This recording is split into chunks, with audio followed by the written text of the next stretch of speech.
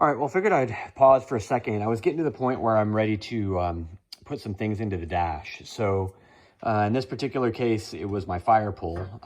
And before I started drilling holes in my dash plate, I wanted to think through where everything was going to go. So figured I'd make just a quick video to cover some of the things that I'm doing with it. So first off, this plate is one that I got from Spec Racing, Track Spec. It basically got it along with my cage. Part of the reason that they make a plate is because when they put in their cage, the knee bar interferes with the stock location of the ignition switch. And so they've got a really cool solution for that here, hanging it off of the side of the dash plate. So I went ahead and went with theirs. In my other car, I basically just cut out a piece of sheet aluminum and it served the same function, but this just saved me a bit of time. It's nice and clean. So I like it quite a bit. Anyway, so it comes as basically just a blank sheet. So there are no holes in it or anything like that. You can see I've been working on mine a bit.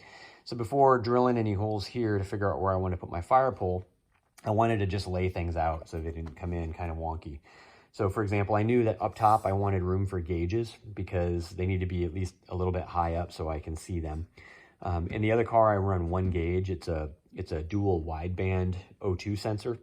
And I've been wanting to add a couple more, so like a trans and diff gauge, maybe something else.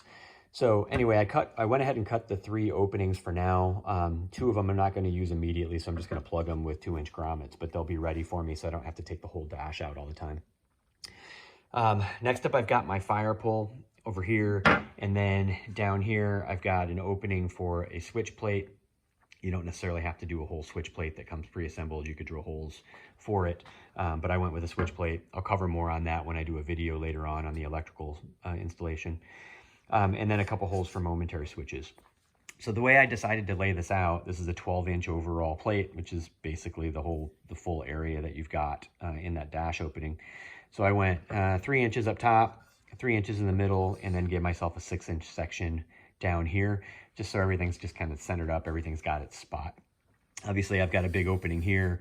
In my other car, I've got a Solo 2 DL for data acquisition, so I'll probably just go ahead and do the same thing, or I'll have like an iPhone mount or something like that if I decide to use like Harry's lap timer or something. So that's what that opening is for.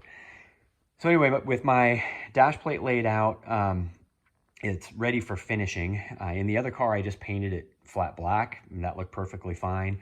But I actually saw somebody do something that I thought was really cool, so I ripped off their idea, and I went and I got some carbon fiber vinyl. So basically, I'm just going to clean this guy up, and I'm going to lay some carbon fiber vinyl over the top of it, so I can be a total carbon fiber poser fanboy. I just think it looked really cool, so maybe kind of a cool way to finish the plate. So I'll get that going, check back in with you, show you how it looks, and then I'm going to get this in the car and finish up my fire system install. All right, well, that came out reasonably well. I've got my carbon fiber vinyl on here. Looks pretty good. I got a couple boogers underneath it, so like there's one. So be careful when you put it on there about debris to make sure that that doesn't get under there. But I'm gonna call this good enough for a race car. At this point, go ahead and get it in the car and start getting all my peripherals and stuff in it.